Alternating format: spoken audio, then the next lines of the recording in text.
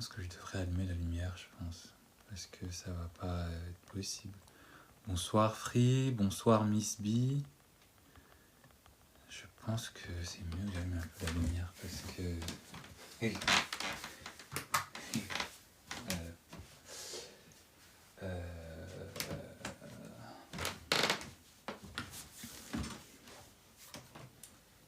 hop, hop, hop.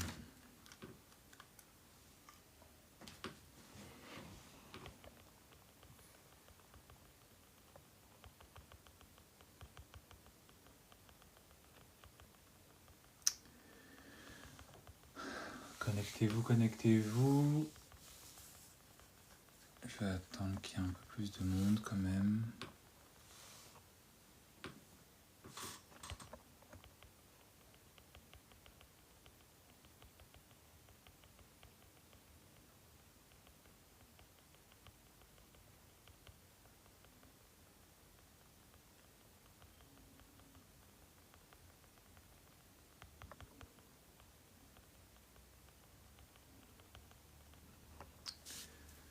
Voilà, je pense que comme ça va être bon. Bonsoir la matérialiste, j'espère que tu vas bien. Bonsoir à tous et à toutes. Bienvenue sur le live de ce soir. Aujourd'hui, j'avais envie de vous parler d'un thème en particulier. J'avais envie de vous parler d'un sujet autour du fait d'arrêter d'avoir pitié d'un homme. C'est quelque chose que, même si je n'en parle pas tout le temps, même si je ne... C'est pas forcément un sujet dans lequel j'ai l'habitude en tout cas d'aborder ici. Mais en tout cas, si vous me suivez, si vous me connaissez, si vous regardez un peu mon contenu et si vous êtes nouveau sur cette chaîne, bah écoutez, bah, la bienvenue. Je pense qu'effectivement, l'une des choses que vous devez très facilement, que vous allez très facilement en tout cas comprendre si vous regardez un peu mon contenu et si vous regardez un petit peu mon travail, c'est le fait d'arrêter de mettre de l'émotionnel dans une relation. Et notamment le fait d'arrêter d'avoir pitié d'une personne alors que vous ne savez même pas en fait qu'est-ce qu'il adviendra de vous et que vous ne savez même pas en fait ce qui pourrait advenir si un jour vous n'étiez pas avec cette personne. Et donc d'arrêter d'avoir pitié d'un homme. C'est ça le thème d'aujourd'hui et c'est un peu ça que vous allez peut-être commencer à comprendre si vous êtes nouveau et que vous tombez sur ma chaîne et que vous regardez, que vous défilez dans les différents posts que j'ai fait jusqu'à aujourd'hui, il y a un petit peu de ça. D'arrêter de mettre de l'émotion, d'arrêter d'avoir de l'empathie parfois même pour un homme, si vous êtes une femme et que vous êtes dans une relation ou que vous commencez à avoir une relation avec une personne. Ou même si vous êtes même un homme aussi. Hein. Bon, ça s'adresse à tout le monde. En tout cas, si vous êtes une femme ou que vous êtes dans une énergie féminine, c'est vraiment ça ce que je vous invite à faire. Et je vais, dans le thème d'aujourd'hui, je vais un peu décliner les raisons qui expliqueraient pourquoi vous ne devez pas prendre un homme en pitié. Alors évidemment, il y a des situations qui sont exemptées de ça. Évidemment, qu'est-ce qu'on pourrait citer dans les exceptions ? C'est déjà un homme qui a fait le nécessaire pour vous, un homme qui s'est sacrifié pour vous, un homme qui vous a montré en fait tout l'étendue de son amour. Pas juste par les mots, mais aussi par les actions, par l'investissement qu'il a fait en vous. Évidemment, vous devez prendre cet homme-là en pitié, dans le sens où vous devez aussi lui rendre l'appareil, vous devez le respecter, vous devez aussi être pour lui une vous devez être sa safe space, d'accord? Il doit avoir confiance en vous, il doit pouvoir compter sur vous, d'accord? Mais quand vraiment un homme, il a fait le nécessaire, quand un homme, il vous a prouvé, d'accord? Et ce n'est pas après 1 an de relation, ce n'est pas après 5 ans de relation. C'est vraiment au bout, voilà, hein, de 10 ans, de 20 ans, de 30 ans de fidélité, d'investissement, où vous avez surmonté les épreuves. Là, vous pouvez peut-être commencer à prendre un homme en pitié. Et encore. Et encore. D'accord? La première raison qui me fait vous dire ça, d'accord? La première raison qui me vient à l'esprit comme ça, dans lequel vous ne devez jamais prendre un homme en pitié, c'est déjà tout simplement le fait que la société, le monde dans lequel on vit est construit pour les hommes. D'accord? Ça a été construit par un homme, ça a été construit pas pour des hommes, par un homme, par des hommes, pour les hommes. D'accord? Donc en fait, un homme est censé toujours réussir à s'en sortir. Un homme est censé toujours réussir à trouver une solution. Même si il n'est pas le bienvenu dans un pays, même si il est victime de racisme, même s'il est victime de discrimination, c'est pas grave. Il est en capacité, il est dans les pleins pouvoirs pour trouver un endroit où il sera un minimum accepté, un minimum toléré, et où on lui donnera son minimum de chance. Ça a été prouvé. Si vous êtes de la communauté africaine, ça a été maintes et maintes fois prouvé. Nos papas, nos oncles, nos tontons, nos cousins, nos grands frères, voilà, même si ils étaient africains, maghrébins, indiens, japonais, tout ce que vous voulez, même s'ils n'ont pas été acceptés dans le pays, dans le continent dans lequel ils sont allés, même s'ils ne pouvaient pas partir, ils ne pouvaient pas s'en aller, ils ont toujours réussi à trouver un endroit, un lieu, une ville, un travail, un environnement dans lequel ils ont été acceptés, ils ont été un minimum respectés et à qui on leur a donné un minimum de chance pour pouvoir s'en sortir, pour pouvoir accueillir et prendre soin de leur famille.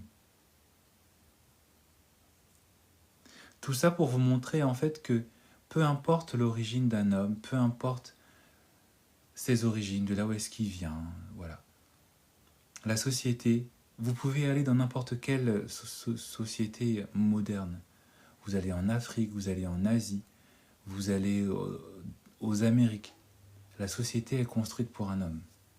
La société va toujours donner, malgré les défauts de cette société, malgré les imperfections de cette société politique, culturelle, dans ses convictions, la société est construite pour un homme. La société est construite pour les hommes.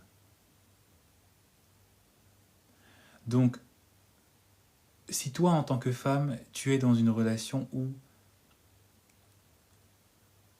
l'homme est en train d'attirer à lui, pas d'attirer à lui, mais il est en train de susciter chez toi plutôt une certaine forme de pitié volontaire. C'est que tu n'es pas dans une relation où, en fait, l'homme... C'est que tu n'es pas dans une relation où, en fait, l'homme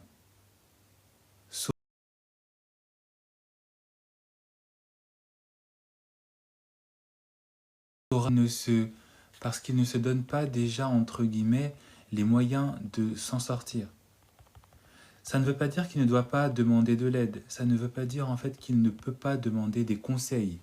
Ça ne veut pas dire qu'un homme ne doit pas aussi peut-être écouter ce que tu as à lui dire. ou s'il est vraiment dans une situation où il n'a pas le choix, acceptez l'aide. Il n'y a pas de problème. Mais en fait, et je vais l'illustrer par un exemple, si tu es dans une relation où ton homme,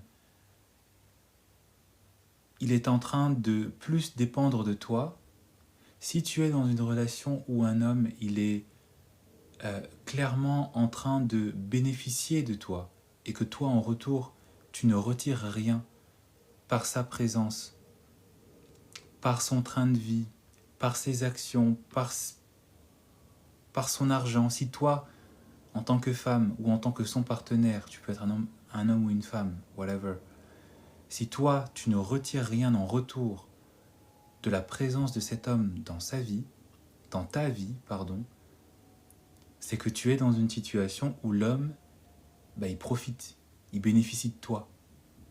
Et donc, tu es dans une situation où, indirectement, tu as pitié de cet homme, parce que tu l'aides, mais toi, tu ne retires rien. Et pourquoi est-ce que je dis ça? C'est parce que récemment, j'ai été, encore une fois, en discussion avec une personne en coaching qui clairement, en fait, payait son homme. Elle payait son homme. Elle payait sa vie. Elle payait ses déplacements, ses voyages, sa facture de téléphone. Le mec, il ne travaillait pas. Le mec, il ne... Ou peut-être qu'il travaillait, je ne sais plus, ou qu'il était dans une situation un peu compliquée, mais la situation compliquée de cet homme, ça faisait déjà un certain nombre de temps qu'il était là-dedans. Et quand il aurait pu avoir la possibilité de se sortir de cette situation, ça arrive de se retrouver peut-être sans emploi, ça arrive d'avoir des problèmes financiers, ça arrive. On n'est pas là, on n'est pas... nous ne sommes malheureusement pas des rentiers, des héritiers d'une fortune familiale. Nous n'appartenons pas tous à une famille royale au pouvoir. Nous n'avons pas tous dans notre... Voilà. Voilà. Mais à chaque fois, en fait, et c'est ce qui m'a mis la puce à l'oreille, à chaque fois que cet homme était en possibilité, en capacité de se sortir de cette situation, de trouver une indépendance, d'accord, financière, cet homme ne voulait pas, cet homme ne choisissait pas son indépendance. Il se décidait en fait de rester toujours dans cette situation pour continuer de bénéficier de l'aide qu'apportait cette femme, qu'apportait cet individu. Il ne faut pas oublier que la société est construite pour les hommes. Il ne faut pas oublier en fait que à un moment donné, peu importe la situation dans laquelle on est, et je pèse mes mots quand je dis ça, mais peu importe la situation dans laquelle un homme est, s'il a vraiment la volonté, s'il a vraiment le désir de s'en sortir, parce que tu peux ne pas avoir envie de t'en sortir, tu peux avoir l'envie d'abandonner, et c'est ton choix, et c'est ton droit, d'accord? Mais à partir du moment où tu es un homme,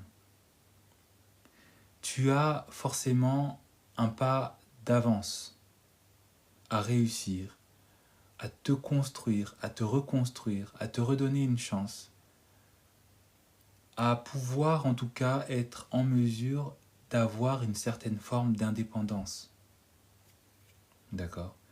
Et c'est ce que beaucoup de femmes oublient, c'est ce que beaucoup de femmes choisissent aussi peut-être quelque part d'oublier, pas toutes, mais quelques-unes. Parce que tu peux effectivement aider une fois quelqu'un.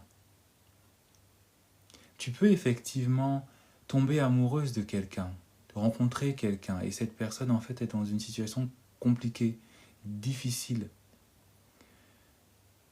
Tu peux effectivement avec les sentiments te mettre en couple avec une personne, parce que voilà, on ne choisit pas sur qui on va avoir des sentiments.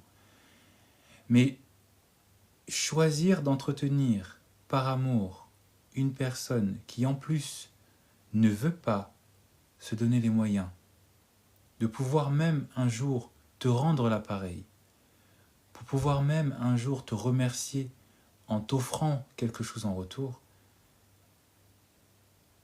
c'est que aussi quelque part on a oublié que la société dans laquelle on est, quand on est une femme, il faut ne pas oublier en fait qu'on est dans une forme de jeu. La société, la vie, c'est une forme de jeu et il y a des règles. Et c'est avoir oublié que quand on est une femme, on ne peut pas en fait être sur le long terme, être la banque, la sécurité sociale d'un homme. Et je sais que beaucoup de femmes ont fait cette erreur par le passé. Beaucoup de femmes, au moment où je vous parle, font cette erreur.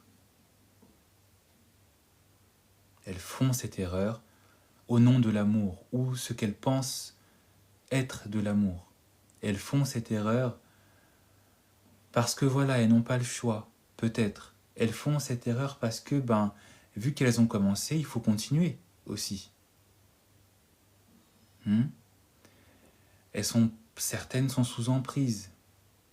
Mais à un moment donné, jusqu'à quand est-ce que toi, en tant que femme, tu vas continuer à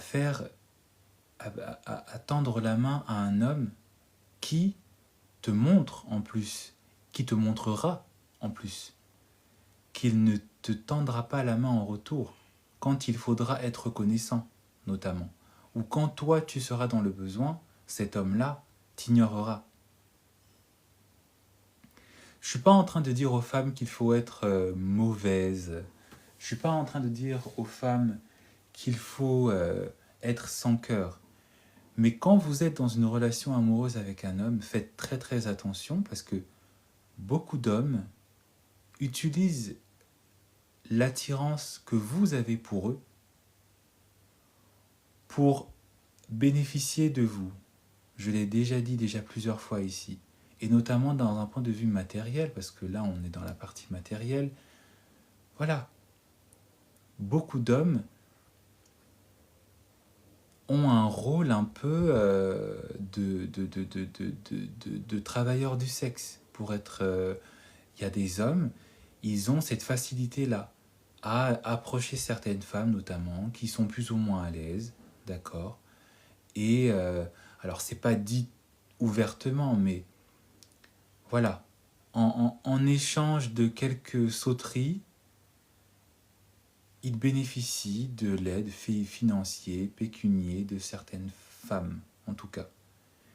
Encore que si tu es une femme, entre guillemets, qui est aisée, tu as beaucoup d'argent, tu as réussi, bon, voilà, tu as l'argent, tu as les millions dans le compte, tu as des milliers dans le compte, bon. Mais la plupart du temps, on le voit souvent, majoritairement aussi, chez des femmes qui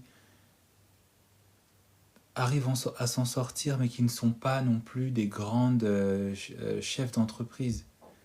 Des femmes qui vivent avec des revenus, on va dire, classiques, corrects, sans être trop dans les hauteurs, mais sans être non plus dans les revenus où c'est compliqué. Et puis c'est vous, des fois, qui en plus aidez certains hommes qui pourraient tout à fait s'en sortir. Mais parce qu'ils savent, parce qu'ils voient que vous êtes amoureuse, que vous êtes là comme ça, oui je l'aime, ils se disent, je vais profiter, je vais bénéficier de cette femme. Et ça, c'est vraiment quelque chose que, comme je vous l'ai dit, il y a une personne, encore une femme, qui est venue me le raconter, qui est venue me le dire. Et je tenais vraiment à en parler dès le début de ce live parce que, alors, je sais qu'effectivement, c'est peut-être pas c'est quelque chose que je pense que quand on est coach, c'est quelque chose qu'il faudra répéter et répéter à chaque fois ou le rappeler très souvent parce qu'il y aura toujours comme ça une personne qui l'aura oublié ou qui ne le saura pas. Parce que voilà, on ne peut pas tout savoir, tout connaître dans les règles dans les règles de couple, dans les règles de relation, dans la dynamique à avoir entre un homme et une femme. Et je pense que voilà, c'est vraiment important de le rappeler, de le dire, de le redire, parce que en fait, certaines femmes, elles ont oublié que la société, c'est pour les hommes. Ça a été construit pour les hommes. Ça a été créé par des hommes et ça a été construit pour les hommes. C'est comme ça. Vous pouvez le nier, vous pouvez le combattre, vous pouvez effectivement être la femme la plus féministe qui soit. S'il y a bien quelque chose, même la plus grande féministe le reconnaîtra, c'est que la société est construite pour les hommes. Donc un homme est en capacité de s'en sortir. Même s'il faisait le moindre effort, il réussira à s'en sortir. Parce que si déjà toi qui m'écoutes, tu es une femme, tu as réussi à t'en sortir, tu as réussi à être diplômé, tu as réussi à avoir un travail, même si ce n'est pas le travail de tes rêves, même si ce n'est pas le travail qui te fait vibrer, même si ce n'est pas le travail qui te paye des 4 000, des 5 000 euros par mois, si toi en tant que femme, tu as réussi à t'en sortir, d'autant plus un homme. Même si tu as traversé les choses les plus compliquées de ta vie, si toi en tant que femme, tu as réussi à traverser cela, imagine ce que pourrait traverser un homme. Et imagine ce qu'un homme arriverait à faire si toi en tant que femme, tu as réussi à avoir et à faire ce que tu as fait et ce que tu as réussi à avoir dans ta vie actuellement.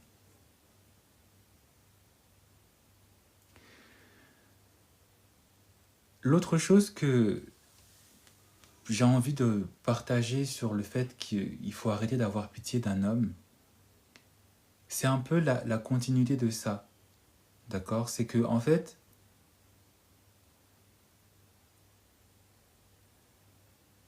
choisissez un homme dont avec qui vous réussirez en fait à avoir une stabilité. Choisissez un homme. C'est pas obligé que ça doit être un homme qui est déjà riche ou un homme qui a réussi, un PDG. Ça n'a rien à voir. Mais en tout cas, choisissez un homme qui arrivera en tout cas à faire de votre vie avec lui une facilité. Ne vous mettez pas en couple avec des hommes qui sont dans des situations irrégulières.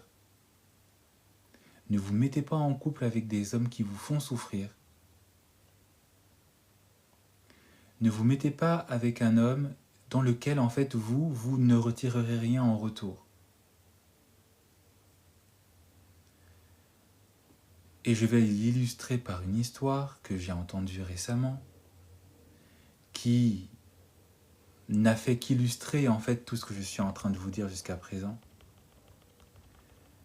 Je ne sais plus le nom de cette influenceuse sur les réseaux qui a partagé en fait l'histoire d'un pasteur. Et si vous êtes tombé dessus, vous allez tout de suite peut-être savoir de qui est-ce que je parle. D'un pasteur. Ça faisait en fait à peine... Je vais commencer, je vais aller de manière rétrograde. Ça faisait à peine 6 mois que sa femme était fraîchement en terre.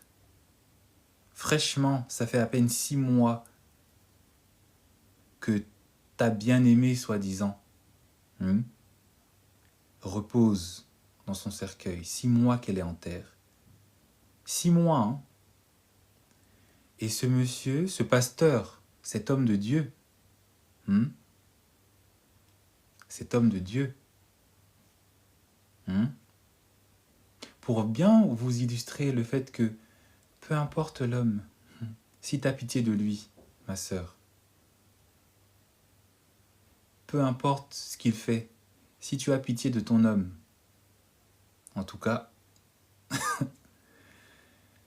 ce pasteur, cet homme de Dieu, cet homme, 6 mois après l'enterrement de sa femme, 6, hein, il dit qu'il n'est pas fait pour le célibat, qu'il n'a pas reçu le don du célibat. Un pasteur, hein, un homme de Dieu, d'accord? Il dit qu'il n'a pas reçu le don du célibat.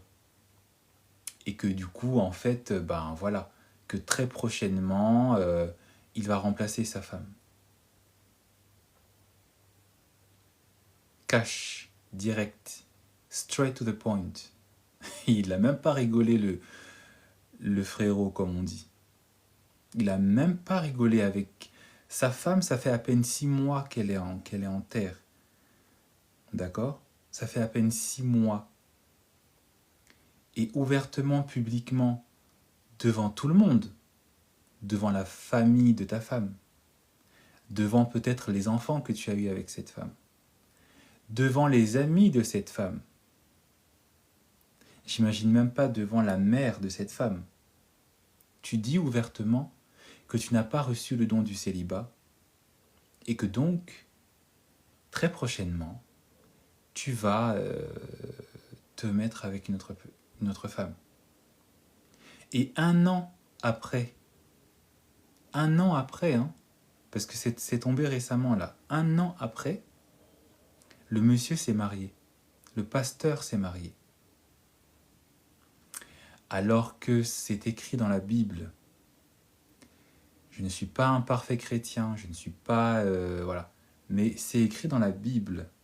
Je crois que c'est Jésus qui dit que si un homme marié se remarie, il est dans l'adultère.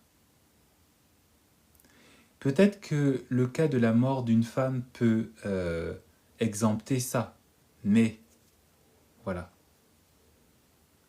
Et tout le monde sait que les hommes, les pasteurs, ce sont des grands trompeurs, de grands, pas tous, mais en tout cas, le pourcentage est très proche de 100%.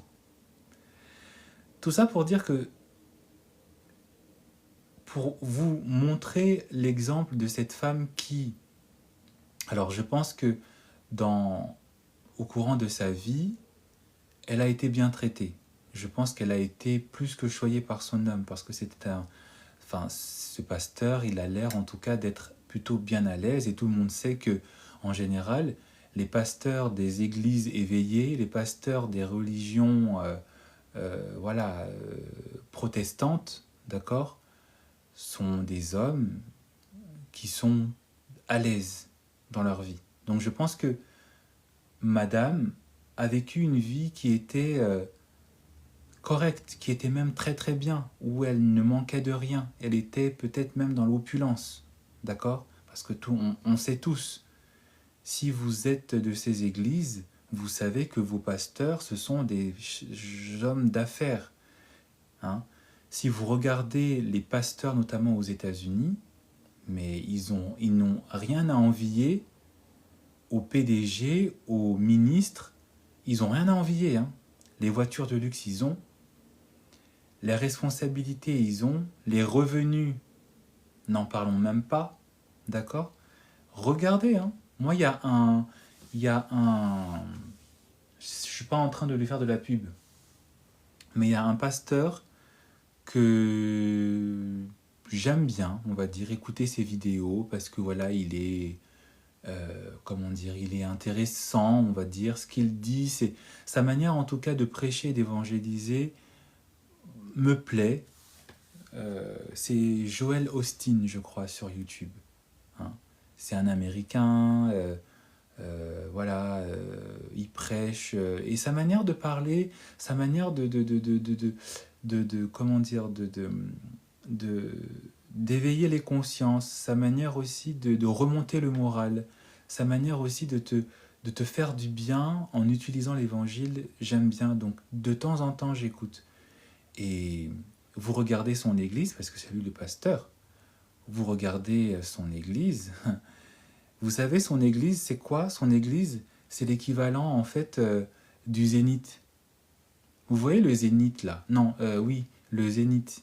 Non, c'est pas le Zénith, c'est Bercy. Voilà. L'église de ce monsieur, de ce pasteur, c'est Bercy. Donc là, imaginez, vous prenez le métro, vous allez à Bercy, vous entrez dans Bercy, dans la salle des concerts, l'église c'est ça.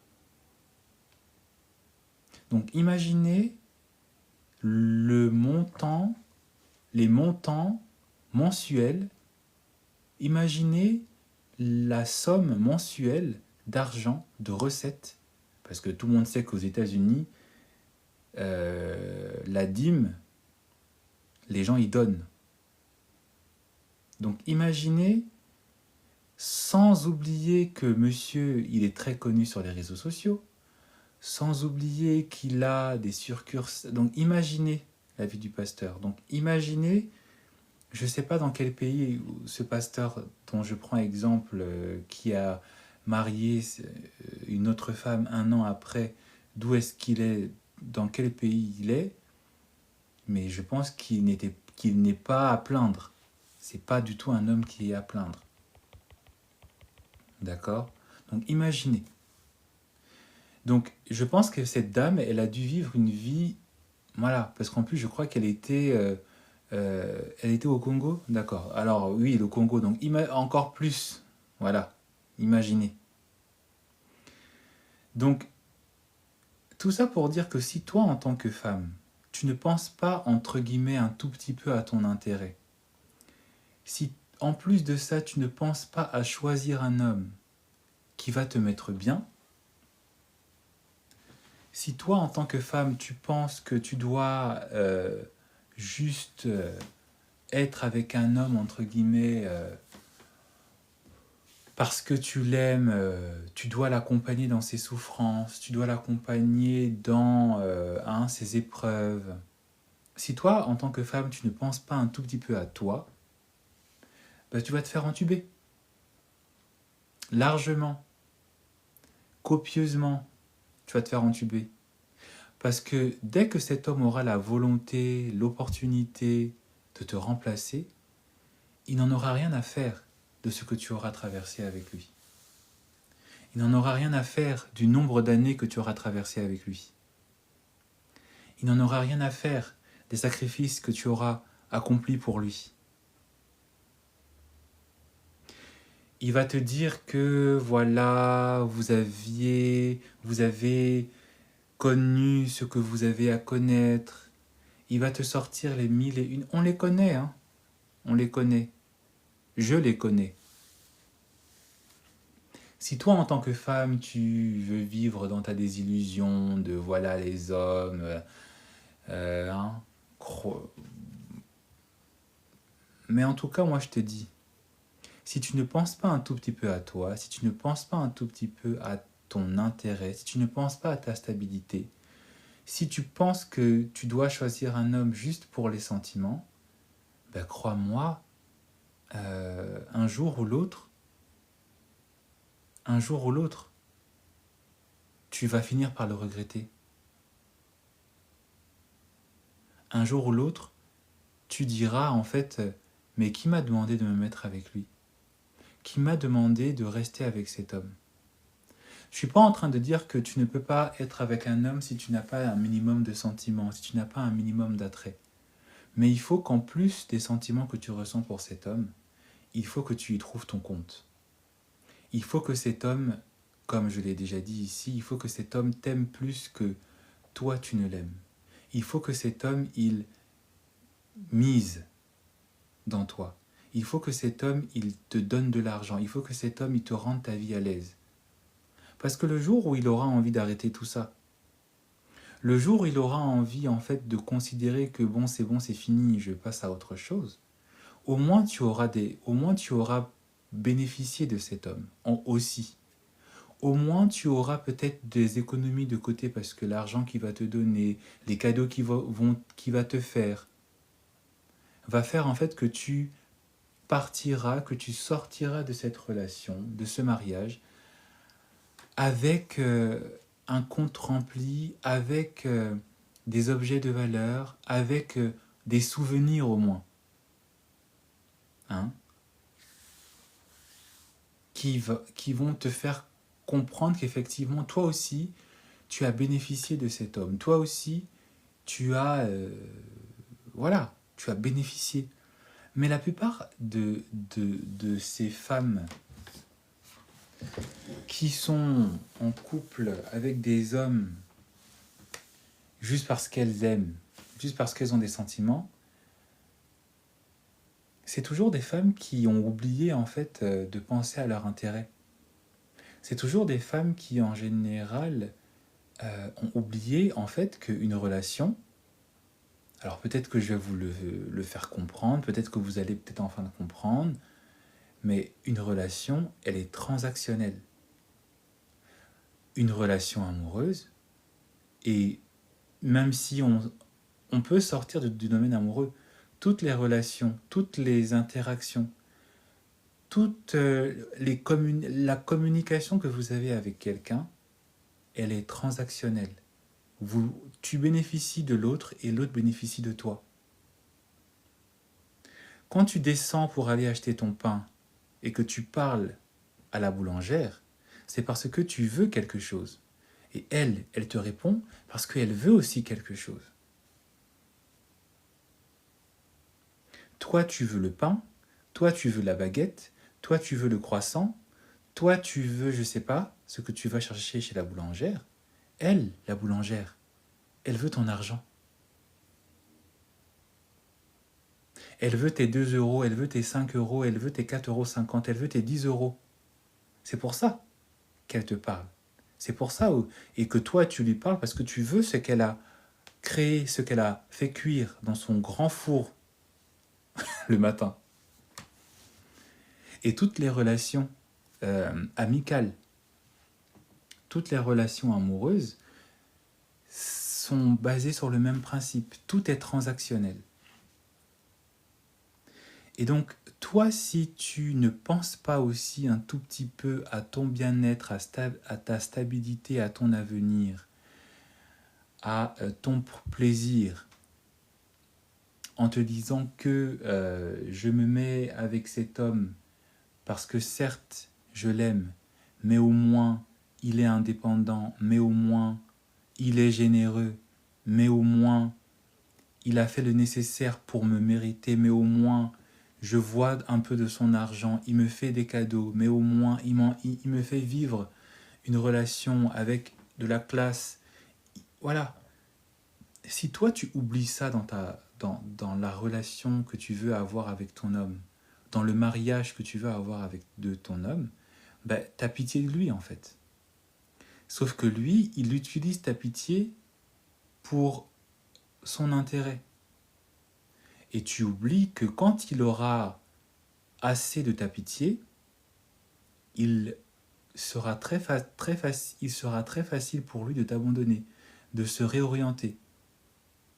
Et on le voit beaucoup dans la situation que j'ai indiquée, dans le cas où c'est la femme qui meurt en premier. On le voit beaucoup dans la situation où la femme meurt en premier, où c'est la femme qui meurt.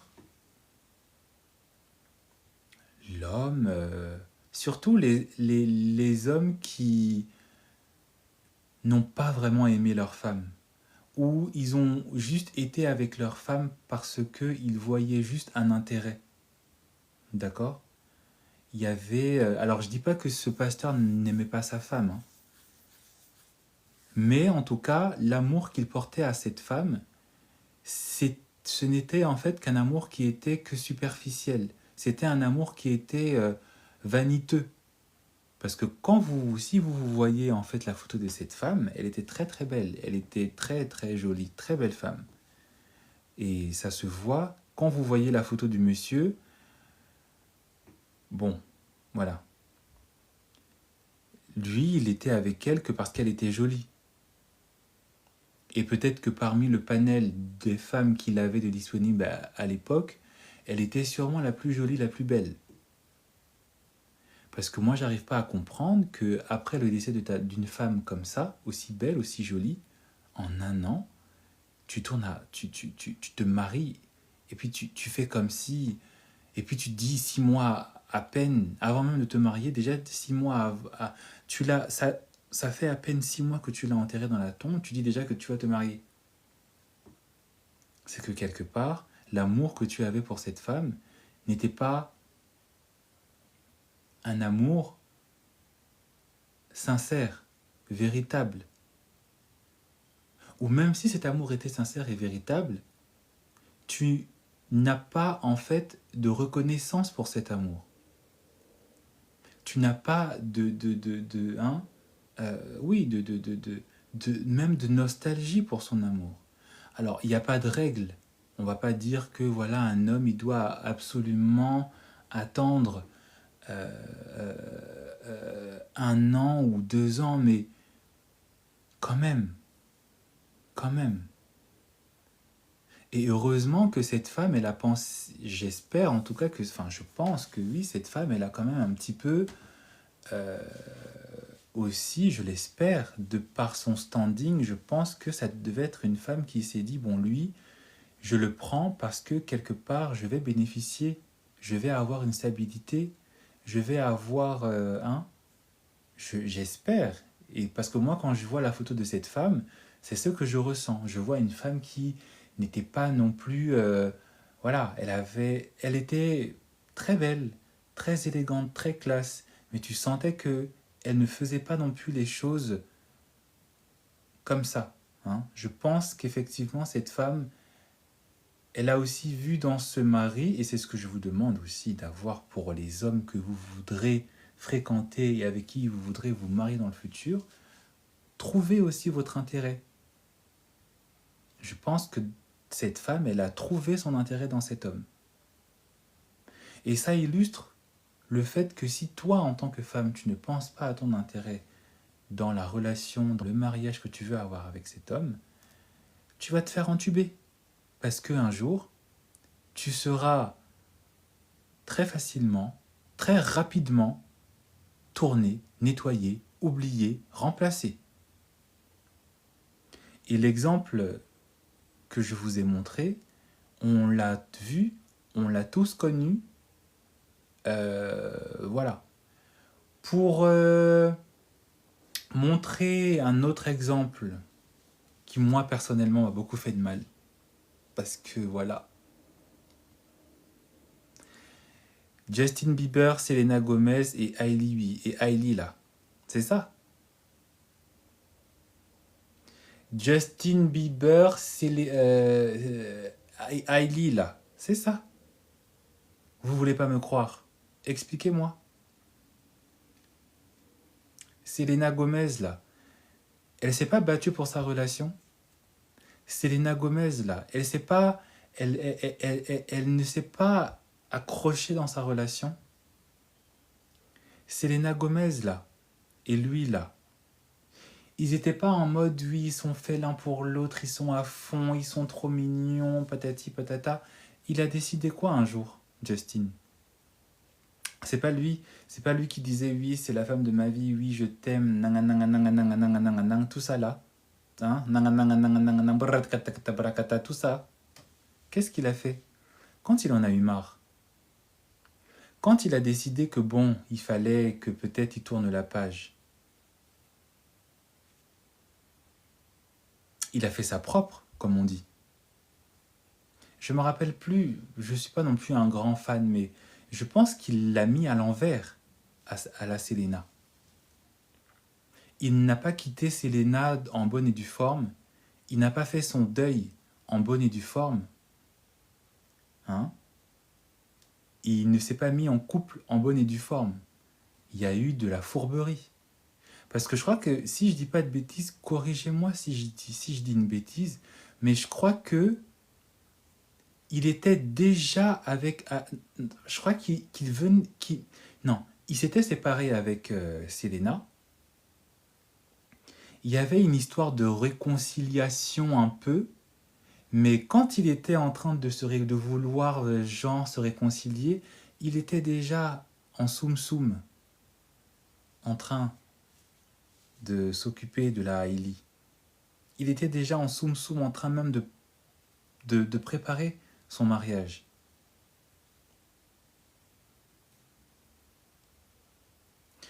Donc,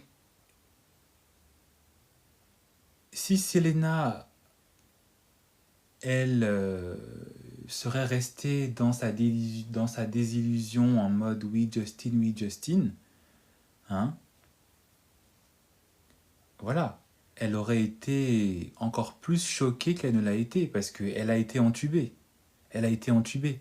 Je me rappelle plus exactement l'histoire et d'ailleurs je pense que je vais regarder ce soir avant de me coucher un documentaire sur cette histoire parce que voilà, mais elle a été entubée. Et ça, c'est des choses qui arrivent, qui, qui vous ont, c'est des choses que quelqu'un forcément ici a déjà peut-être connues. Et c'est des choses que si vous ne faites pas attention, si vous continuez à prendre en pitié les hommes, ou votre homme, vous allez vous rajouter dans la longue liste, hein, de ces femmes qui ont été entubées par leurs hommes, ou par leur ex. L'autre exemple, c'est l'autre là, l'actuel roi d'Angleterre là, quand il était avec Diana.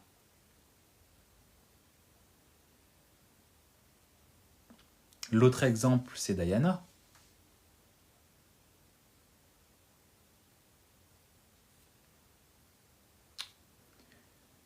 Heureusement qu'à un moment donné, elle s'est dit, Lady Di, heureusement que à un moment donné, elle s'est dit, mais pourquoi pourquoi je vais rester dans un mariage dans lequel je sais qu'on me trompe, dans lequel je sais que je ne suis pas aimée, souffrir, accepter le manque de respect, pourquoi je vais en plus rester là, dans le silence, à baisser les yeux, à faire la révérence devant la reine. Tout le monde sait que je suis la plus grande cocu du royaume. Et puis, non, elle en a eu marre d'avoir pitié de cet homme. Elle en a eu marre d'aimer cet homme. Elle s'est rendue compte en fait que les sentiments qu'elle avait pour cet homme, la pitié aussi qu'elle ressentait pour cet homme, ne l'emmènerait nulle part. Et c'est comme ça qu'elle a commencé à briller. C'est comme ça qu'elle a commencé à devenir cette femme qui avait du magnétisme, qui, disons-le, a profité aussi de son histoire pour s'attirer aussi, hein, la, la compassion internationale.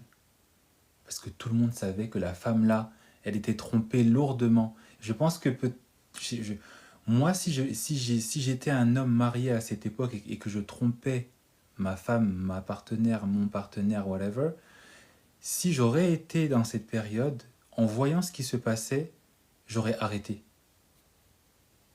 Et j'espère et je pense que beaucoup d'hommes qui trompaient leurs femmes dans cette même période, quand ils ont vu, quand ils voyaient comment ça se passait, que tout le monde, je pense que beaucoup d'hommes ont dû arrêter de tromper leurs femmes. Parce que ça faisait pitié. Ça faisait pitié. Je pense que beaucoup d'hommes, quand ils ont dû voir cette histoire à l'époque, dans les années 80-90, beaucoup d'hommes ont dû arrêter, au moins pendant 1 an ou 2 ans, de tromper leurs femmes. Parce que ça faisait pitié. C'était triste, c'était sale, et ça faisait pitié. Et elle a dû arrêter en fait d'avoir pitié de cet homme qu'elle aimait. Mais elle a dû arrêter d'avoir pitié pour cet homme. Elle a dû arrêter en fait de se dire, bon ben voilà, elle a, de manière aussi un peu extrême, commencé à penser à elle, commencé aussi à retirer les bénéfices qu'il fallait qu'elle retire de ce mariage. Retirer la compassion collective, retirer aussi comment dire, la célébrité qu'elle méritait. Et retirer aussi l'argent qu'elle méritait, parce que voilà, hein, il y avait aussi beaucoup d'argent, parce que tu es princesse de Galles, future reine d'Angleterre, il y a des voitures là, il y a des châteaux, il y a des palais, sans compter tous les contrats, hein, tout le monde, voilà, toute la notoriété, les magazines qui la voulaient, les marques qui lui envoyaient des cadeaux, voilà. Elle a retiré ce qu'elle avait à retirer. Mais elle n'a pas retiré ce qu'elle avait à retirer en continuant d'avoir pitié pour son mari, pour son ex.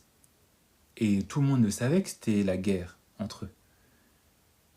Elle a dû arrêter d'avoir pitié de son homme pour savoir qu'est-ce qu'il fallait qu'elle retire de ce mariage. Pour savoir quel message aussi il fallait qu'elle envoie au monde. Et c'est la même chose à un moindre niveau. D'accord ? C'est la même chose que toi qui m'écoutes ce soir, toi qui m'écouteras plus tard, parce que je vais rediffuser cette vidéo, c'est ce à quoi tu dois aussi penser dans la relation que tu veux avoir avec cet homme, dans le mariage que tu veux avoir avec cet homme plus tard. Qu'est-ce que je vais retirer ? Est-ce que je suis protégé ? Quels seront mes arrières ? Si ça se passe mal, est-ce que j'ai un backup ? Communauté de biens ou communauté séparée ? Ne faites pas l'erreur. Parce que beaucoup de femmes se sont aussi fait arnaquer, comme ça. Communauté de biens, là. Les hommes, après, qui prennent des dettes, qui disparaissent. Communauté de biens, ma belle. C'est toi qui payes. Ah, c'est toi qui payes. Pensez-y. Pensez bien. Protégez-vous. Je ne suis pas en train d'appeler à la paranoïa collective, mais protégez-vous. Vous avez les signes avant-coureurs. Vous devez aussi penser à bénéficier aussi de ce mariage. Diana, pensez à vos économies.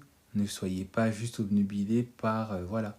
Et ne vous laissez pas aussi avoir par tout ce que votre homme est en train parfois de vous balancer comme bêtise et que vous acceptez et que vous gobez parce que voilà, vous lui faites confiance les yeux fermés. Parce que ça, c'est l'erreur de beaucoup de femmes. Ça, c'est l'erreur et ça a été l'erreur de beaucoup de femmes. Si certaines femmes pouvaient témoigner, vous raconter, même dans votre entourage, allez demander à certaines femmes, allez demander aux femmes que vous connaissez qui sont divorcées. Vous allez voir que le fait d'avoir eu pitié de leur homme a été la plus grande erreur de leur vie parfois. Le fait d'avoir pris en pitié un homme, d'avoir voulu aider un homme, a été la plus grande erreur qu'elles ont faite. Le fait d'avoir cru aveuglément dans ce qu'un homme disait, parce que, voilà, elles avaient les sentiments, parce qu'elles se disaient que cet homme-là ne pourrait pas leur faire ça. Beaucoup de femmes aujourd'hui, encore, sont en train de payer. Beaucoup de femmes aujourd'hui ont perdu la vie aussi. Beaucoup de femmes aujourd'hui ont perdu leur tête. Beaucoup de femmes sont en hôpital psychiatrique, parce qu'elles ont eu pitié de leur homme. Parce que voilà, elles se sont dit, mais je l'aime, et il m'aime aussi. Il ne pourra pas me faire ça. Il est l'homme de ma vie, il m'a dit qu'il m'aimait. Parfois même, l'homme, il te dit ça, et il te montre clairement que c'est que du mensonge. Et puis toi, comme tu es tellement obnubilé par cet homme, ou c'est parce que peut-être ce qu'il te fait au lit, c'est tellement fort, c'est tellement gros, que tu t'oublies, et puis quand tu ouvres les yeux, on te voit dans la rue en train de te tirer les cheveux parce que la folie, la folie est en train de te chicoter. Où on te voit comme certaines parler seules, elles sont en train de marcher comme ça, elles marchent. Ah non mais c'est pas possible, il m'a fait ça. Comment t'as pu ?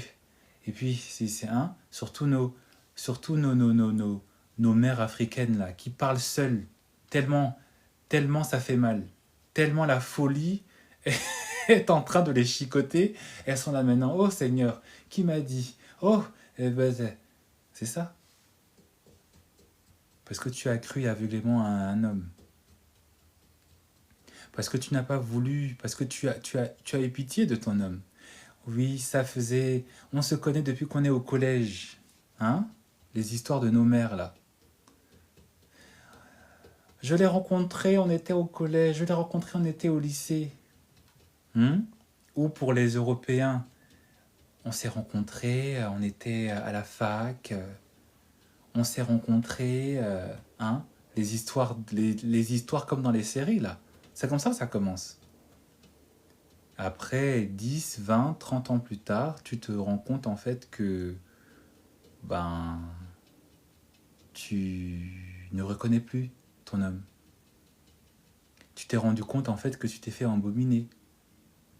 Tu t'es rendu compte en fait que tu t'es oublié.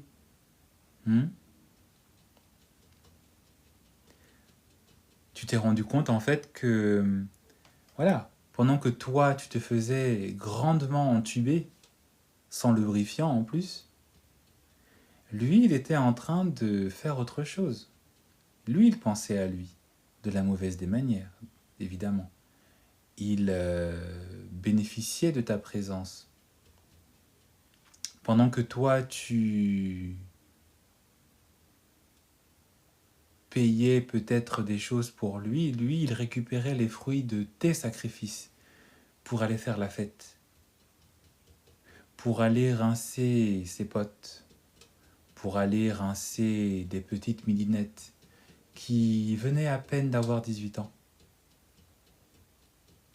Mais comme c'était frais, d'accord, hein, devant et derrière, c'était frais, c'était... Hein, lui, il était là, ouh, je vais payer. Ouh. Beaucoup de femmes se sont retrouvées endettées jusqu'aux dents dans des sommes, c'était 150 000 euros, des endettements, des hypothèques. Monsieur a pris ce crédit. Monsieur, il a pris le fruit de cette hypothèque dans les bars, dans les voitures, et aussi à entretenir quelqu'un d'autre, une autre fille, une autre femme, à aller engrosser une autre femme.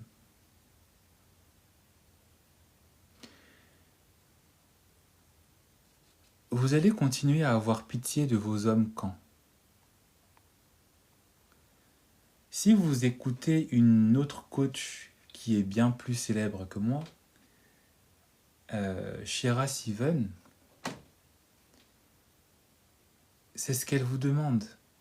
Parce que encore vous allez me dire, bon voilà, Loville c'est un homme, il sait pas, c'est un homme, il parle comme ça parce que peut-être il a que beaucoup de femmes qui viennent se plaindre, voilà,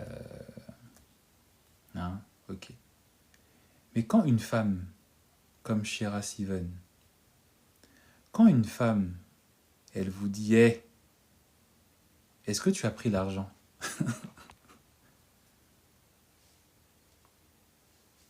Quand une femme, elle te dit, quand une femme comme Shira Sivan, elle te dit, t'as pensé à ton argent? T'as pensé à... Est-ce qu'il est en mesure de te penser à ta stabilité? Est-ce qu'il t'a fait ton virement hebdomadaire? Est-ce qu'après t'avoir trompé, il t'a fait des cadeaux? Est-ce qu'il t'a fait un petit... je sais plus c'est quoi, nous l'équivalent c'est PayPal. Il t'a fait un petit PayPal? Où est le PayPal? Vous doutez? Encore moi qui vous dis, mesdemoiselles, mesdames, pensez à votre intérêt. Vous allez me dire, bon voilà. Okay. Mais la dame là aux États-Unis, quand elle vous dit, where is the money? Where is the cash? Quand elle vous demande, where is the re-entry fee? Elle est où la taxe? Pourquoi vous doutez?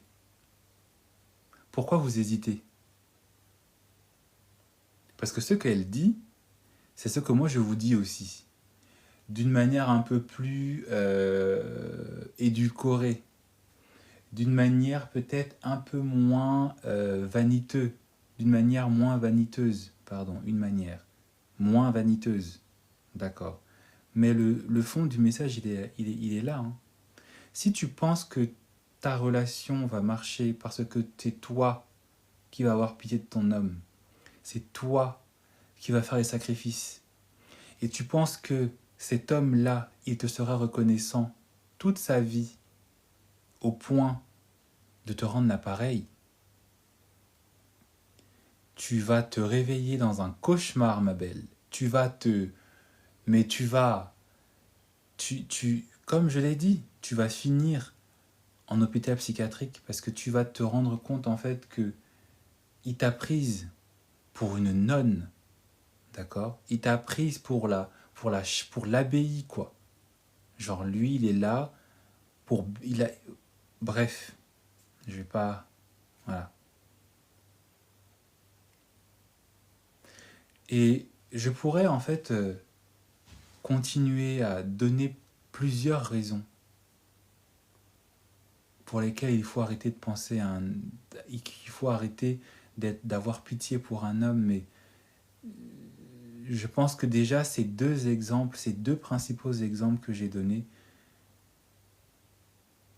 doivent peut-être même vous donner à vous d'autres raisons, d'autres motivations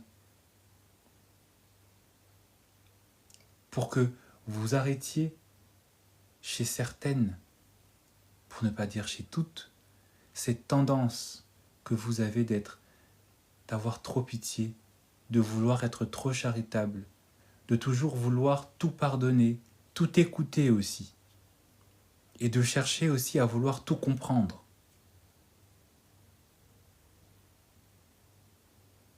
Et c'est dans ça que beaucoup d'hommes vous attrapent et qui vous emboîtent. C'est dans ça, c'est avec ça. Hein. C'est pour ça que si vous regardez et si vous écoutez les messages que je vous donne, que d'autres coachs vous donnent, on demande aux femmes d'arrêter d'être, de vous comporter, d'accord, avec les attentes qu'on attend de vous. De vous oublier dans votre relation, de vous oublier dans vos ambitions, de vous oublier dans ce que vous méritez, de vous oublier dans ce que un homme a le droit de vous faire ou de ne pas vous faire. La reconnaissance, l'empathie, la fidélité, la générosité. Parce que ça, il y a des femmes, elles ont oublié que ton homme, c'est comme dans les mariages... Qui met purée tu dates? Ah, en tout cas. C'est comme dans les mariages lugubres, les mariages traditionnels, d'accord? Où on demande toujours, c'est la femme qui doit toujours, c'est la femme qui doit donner, c'est la femme qui doit travailler, c'est la femme qui doit être soumise.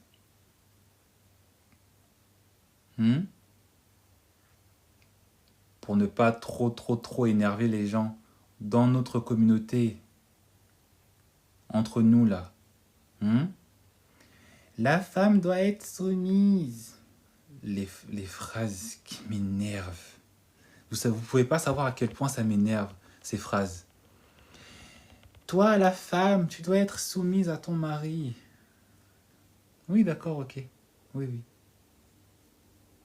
Mais à chaque fois, moi, je demande, quand j'entends les mamas, parce que c'est toujours les mamas qui viennent dire « Dieu, il a dit que le Seigneur, Jésus a dit que... » Ça, c'est ça, leur phrase fétiche. « Allah a dit que... »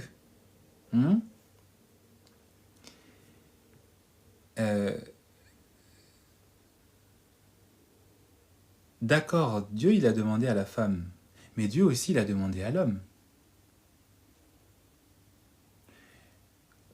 Vous pouvez aller dans n'importe quel livre monothéiste, vous pouvez aller dans le Coran, vous pouvez aller dans la Torah, vous pouvez aller dans la Bible. il faut que la femme soit effectivement avec son mari. Il faut qu'elle suive effectivement son mari. Il faut qu'elle respecte l'autorité naturelle de son mari, oui. Mais les gens, ils oublient très facilement ce que Dieu demande à l'homme avant.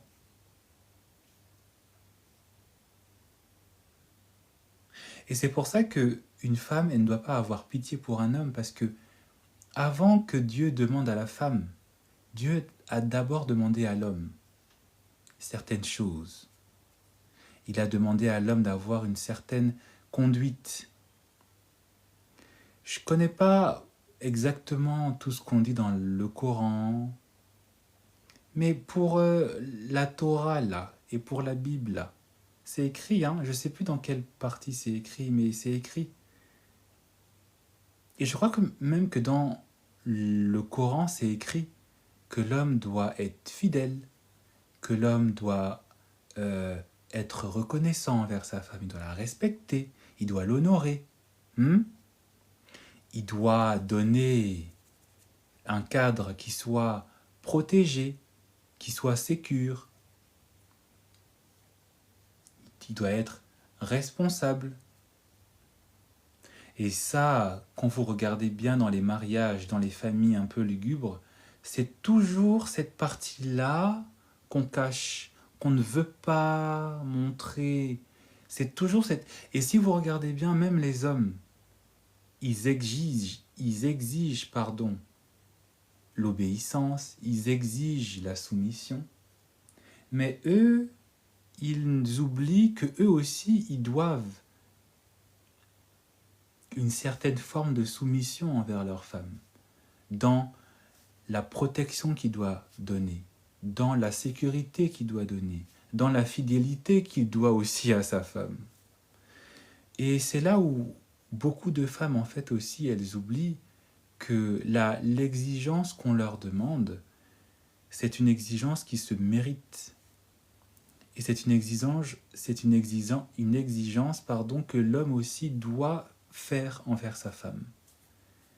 Et c'est pas une exigence où tu dois être laxiste, où tu dois avoir pitié. C'est une exigence où tu dois savoir ta valeur, tu dois savoir ce que tu mérites.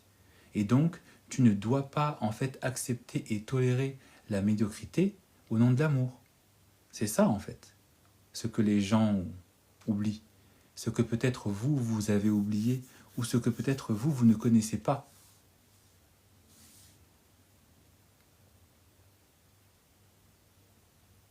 Ce que vous ne connaissez pas. Effectivement, il y a une partie de ça, oui, Éphésiens, Marie, aimez vos femmes. Dans aimer, ça veut dire protéger, ça veut dire écouter aussi, et puis ça veut dire respecter aussi. Mais la plupart de vos maris là, de vos copains là, ou de vos maris en devenir là, vous avez pitié d'eux, ils ne vous respectent pas. Vous avez pitié d'eux, ils ne vous écoutent pas. Vous avez pitié d'eux, ils ne sont même pas intègres dans leurs actions. Ils ne sont même pas intègres dans leurs finances. Mais par contre, tu ne dois pas être trop matérialiste. Par contre, tu ne dois pas être trop égoïste. Par contre, tu ne dois pas travailler. Par contre, tu dois rester à la maison. Par contre, tu dois être bête. Tu dois accepter les tromperies. Et puis, tu dois par contre laver, repasser, nettoyer, astiquer, récurer. Et puis rincer et recommencer. Surtout recommencer. Et jusqu'à quand tu vas avoir pitié de ton homme qui n'a pas pitié de toi? Parce qu'effectivement, en plus de ça, tout le travail que tu fais n'est même pas respecté, n'est même pas honoré, n'est même pas reconnu, parce que c'est le rôle d'une femme. Ah bon? Ah bon?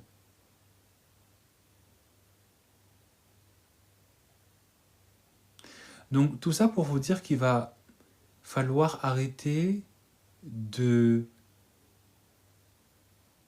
d'avoir pitié, mais aussi arrêter de donner à certains hommes des bénéfices qu'ils ne méritent pas.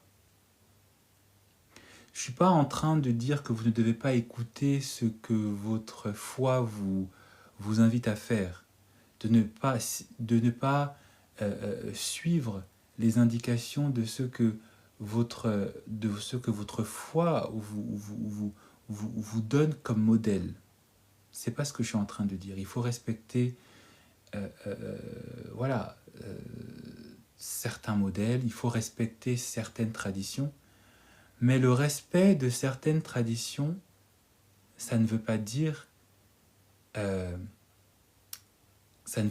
en fait s'oublier, se négliger, se refuser aussi à soi-même un certain standing, un certain standard. Et le premier des standards et des standings, c'est le fait d'être respecté par l'autre qu'on a en face. C'est pas ça la tradition. Parce que beaucoup vous font vivre, vous font accepter des choses par tradition, mais la tradition n'a jamais dit en fait que la femme ou que dans une relation ou dans un couple, il y en a un qui est le tyran et l'autre qui est la victime. Alors que dans certains couples, dans certaines coutumes, dans certaines choses, c'est mis en avant. Et parfois, comme je l'ai dit, et même dans certaines croyances, dans les croyances, c'est parfois mis en avant. Et parfois, comme je l'ai dit, on occulte la partie où l'autre aussi doit suivre l'autre, doit respecter l'autre, doit honorer l'autre, pour installer une dynamique où il y a un dominé et un dominant. Et ça ne s'arrêtera qu'à partir du moment où toi en tant que femme, toi en tant que partenaire, tu te décides en fait à ouvrir les yeux, où tu te décideras en fait à utiliser en fait ton bon sens, où tu commenceras en fait à être un peu plus critique, à penser aussi dans le fait que est-ce que si moi je me comportais d'une manière aussi abusive, parce que c'est parfois un abus, est-ce que si j'étais moi la personne abusive, est-ce que mon homme accepterait? Parce que beaucoup de vos hommes sont abusifs et ils veulent que vous acceptiez. Mais si vous étiez la personne abusive, si posez-vous cette question, est-ce que si moi je faisais la même chose que lui il me fait, est-ce qu'il accepterait? Est-ce que si moi je me comportais comme lui il se comporte avec moi, est-ce qu'il accepterait? Mettez de côté le tu es une femme, mettez de côté le c'est moi l'homme. Demandez-vous, est-ce que si mon partenaire, si mon copain, si mon mari, est-ce que si je me comportais comme lui il se comporte, est-ce que si moi je lui faisais ce que lui il me fait, est-ce qu'il accepterait? Et normalement, là vous aurez votre réponse. Normalement, là vous comprendrez que vous êtes dans une relation où vous avez pitié d'une personne, mais que cet autre n'a pas pitié de vous. Et donc, il va falloir très sérieusement commencer à se réveiller. Il va falloir commencer très sérieusement à penser peut-être à soi, peut-être commencer à échafauder intelligemment un plan de sortie, ou en tout cas à remettre les points sur les i et à bénéficier aussi un peu, plutôt que d'être là tout le temps à donner, bénéficier aussi de la relation dans laquelle vous êtes. Souvenez-vous de Diana, qui a bénéficié aussi quelque part de son statut, qui a bénéficié aussi de toute la notoriété que lui offrait ce statut de princesse. Donc, il est peut-être temps à vous aussi de penser à vous. Voilà, il est peut-être temps à vous de vous poser vraiment les bonnes questions et d'arrêter d'avoir pitié de vous mettre à la place de l'autre en se disant lui, mais il comprend, mais il vit un moment difficile. Il vit un moment difficile là, laisse-le, faut le laisser. Il va se chercher tout seul.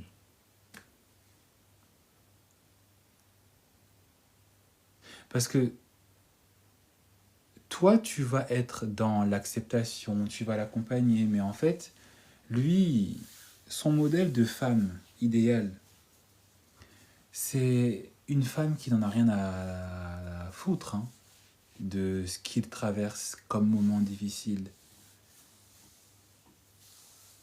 Son modèle de femme, c'est une femme qui pense à elle, c'est une femme qui est coquette, c'est une femme qui ne va pas lui faire des cadeaux, c'est une femme qui va lui demander de l'argent, c'est une femme qui ne va pas croire à tout ce qu'il dit. Hein. C'est ça aussi. Tu as pitié d'un homme qui n'a même pas pitié de toi. Pourquoi? Pour faire quoi? Donc, réveillez-vous. Réveillons-nous et passons à l'action.